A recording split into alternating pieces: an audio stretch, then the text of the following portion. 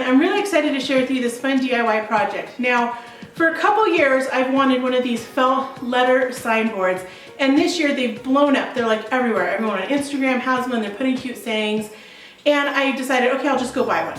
Well, they're like $150, $200, and if you want to have any color inside of it than gray, you're looking at $200. Now, I could just go buy it, just like you can probably just go buy it. But what's the fun in that? You're gonna have a signboard that looks like everybody else's signboard. So this signboard that I made, that's right here, it came out way better than I thought it was going to. This project is part of this month's craft collab. We're all doing back to school projects, and so this felt signboard is my back to school project.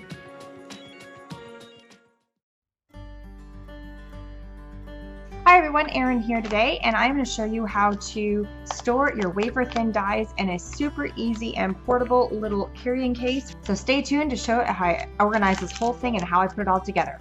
Thanks so much, bye. Now make sure that you go check out their video during this week's craft collab. Now let's get into doing this project, and I'll tell you a little bit more about what it's about and what we're going to be making. And you can make it for under 20 bucks. Now I say under 50 on my blog, so that's assuming that you don't have some of the basic tools like the rotary cutter that I used, or scissors, or like a grid ruler. So if you have to buy those things, this is gonna cost you a little bit more.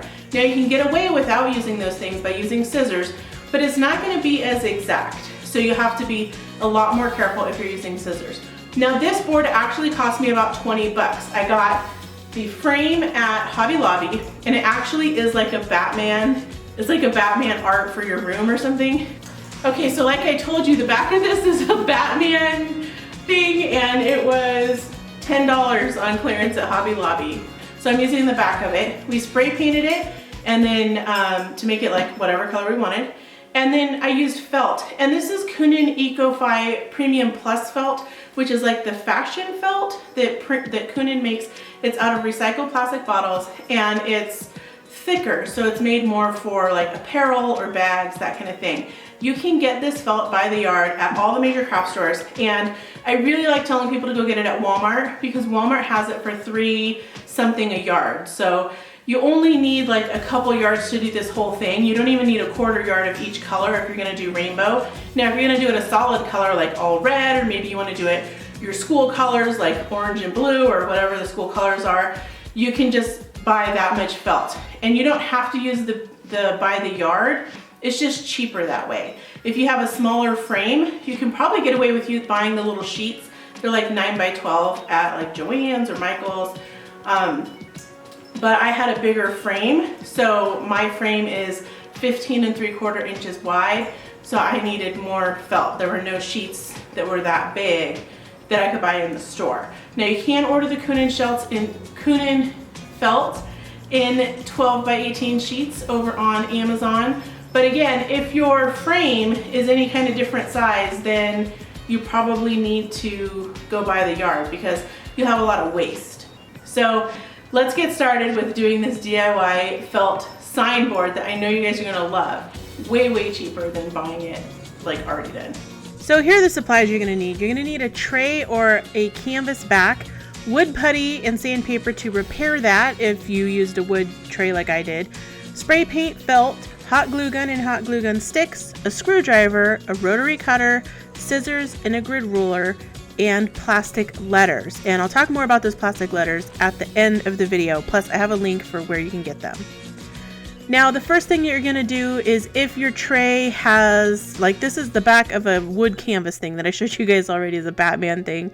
It has hangers on it, so you wanna remove those and then put wood putty in any of the holes, let that dry, and go ahead and sand it down smooth because this is going to be the front of the frame. Now I made my frame so that I can remove the felt strips and put different colors in there or change it for different seasons. But if you're going to keep your felt in there permanently, you can hot glue it in, or you can use some molding on the front, like some half round or something like that, to hold down all of the felt strips into the tray.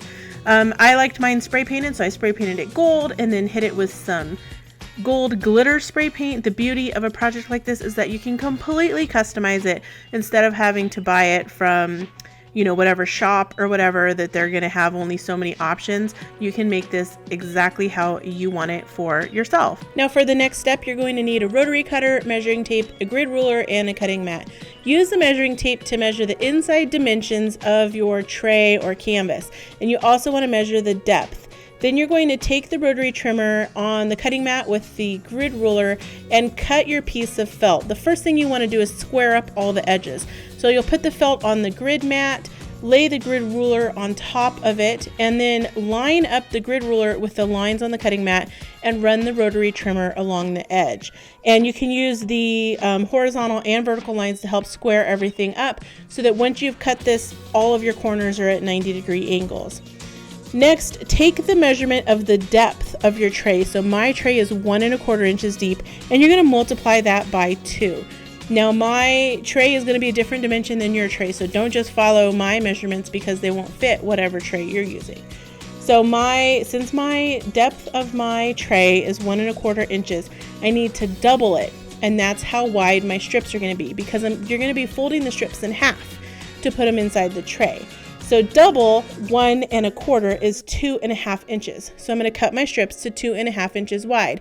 And you can use the grid on the cutting mat to measure 2 1/2 inches. They're all marked at like 1 inch, and then they have 1/4 inch measurements. And then you can use the grid ruler to make sure you're cutting a straight line. Now, while you're cutting, you want to make sure that all of your strips fit inside of your canvas or your tray before you cut them all. So just cut one, make sure it fits, and see if you have to make any adjustments. You don't want to cut like $20 worth of felt and then realize they're all too short, or that they're all too long and you still have to go in and trim them. That's going to take like forever. So here you can see I'm using the grid ruler and lining it up with the lines on the rotary mat to cut everything totally exact. Now, like I said earlier, you could use scissors for this, but it's going to be a lot harder because you have to then cut a really, really straight line. So if you're going to make this project, I would invest in the rotary cutter. You can see I've cut over 140 strips of felt right here. It was a lot, and I actually have more than that. I'm gluing my strips on the long side in half and then checking again to see that they fit in the tray. Now you can use a pair of scissors to trim the edge just very, very slightly to see again if it fits in the tray. Once you've got it fit in the tray, keep gluing your strips in half, and you can use a ruler to kind of press them down, especially because with hot glue it might burn your fingers. You can also use tacky glue for this. So if you're doing this with kids or you just don't like using hot glue, tacky glue from Aleene's will work totally fine. But if the felt is stiff, you're gonna have to sit there and hold it, or use like clothespins or something to hold it down. So here you can see I'm just gluing a ton of strips all together at once and stacking them all inside of the tray. Now, I did a bunch of these in front of the TV, and my husband also helped. This is definitely a TV project. We made, I think, 200 strips of felt. It was ridiculous. But I wanted this really big sign. So you're going to take the strips once they're all glued, put them inside of the tray, and then you can use a ruler to press them closer together. Now, the glitter spray that's on the back of this is kind of sticky. So not sticky, but the glitter grabs at the felt strips. So I kind of had a little bit of work of pressing this all in together, but I put them all in there, and once they're in there, you can use your fingers to kind of brush them to make them straighter. So here they're still pretty wavy. I got that fixed in a lot of the final pictures that you'll see, but you can see that you can stick the letters in and spell words and have a grand old time with your custom felt letter signboard for 20 bucks. So not included in the price of this project are the plastic letters. And most of the boards that I found that you could buy, you need to buy the letters separate anyway. So you're talking about like another 20, 30, 40 bucks. Now in the blog post and down here in the description on the YouTube video, I've linked the actual letters that I got. They were 1 inch signboard letters. There's all different kinds of sizes. They go up to 2 inch, you can use 1/4 inch, etc. I just thought 1 inch would be the easiest for me to use, because then it kind of has a little bit more play, and I ordered 2 sets of letters. That way I had enough to write a lot of words, because you can see there's like a lot of space on that board. Hit that subscribe button so you can see more of our projects every time we come out with a new DIY project. I'd love it if you hit that thumbs up button here at the end and leave us a comment. Let us know, are you gonna make this? Do you wanna make this? What do you think? How do you think it turned out? I'd love to hear your comments. Bye.